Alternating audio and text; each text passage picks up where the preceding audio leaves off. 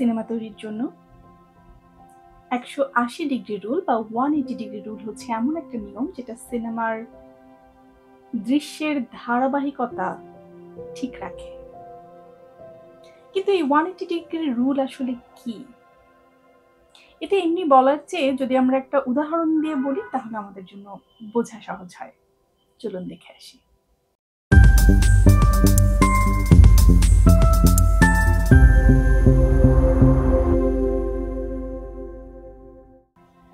ধরুন দুজন চরিত্র মুখোমুখি বসে কথা বলছে। আমরা তাদের মাঝখানে একটা কাল্পনিক রেখা এঁকে দিলাম।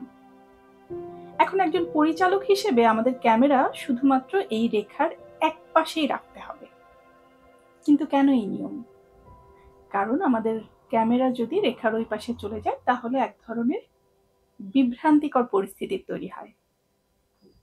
এটি ঘটে কারণ যখন আমরা অ্যাক্সিস পার করি তখন তাদের দৃষ্টির রেখা বদলে যায়, যা ভিজুয়াল ধারাবাহিকতা নষ্ট করে। 180 ডিগ্রি রুল কেন জরুরি বা এই নিয়মটা কেন অনুসরণ করতে হবে সেটা বোঝার জন্য যদি আপনি দর্শকের অবস্থানটা চিন্তা করেন তাহলে আপনি সহজে বুঝতে পারবেন। দর্শক কিন্তু একটা দ্বিমাত্রিক স্ক্রিনের ওপর সিনেমাটা দেখছে।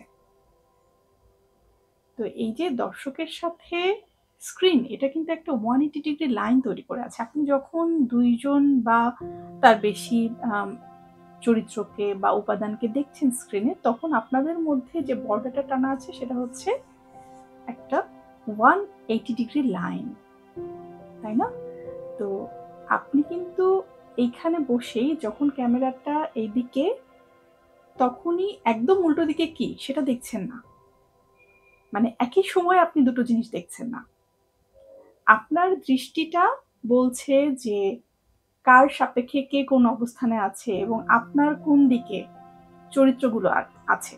অর্থাৎ চরিত্রগুলো পরস্পরের সাথে এবং যে জায়গায় অবস্থান করছে সেইটার বিভিন্ন উপাদানের সাপেক্ষে আপনার মধ্যে আসলে একটা ধারণা তৈরি করছে।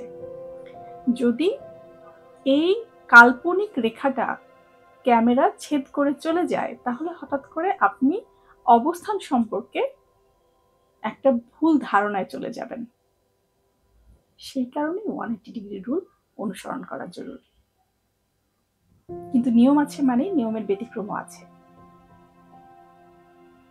180 ডিগ্রি রুল যেমন আছে ঠিক তেমনি এটি অনেক সময় ভাঙাও হয়। অনেক সময় পরিচালক ইচ্ছে করে এই রুলটা ভাঙেন।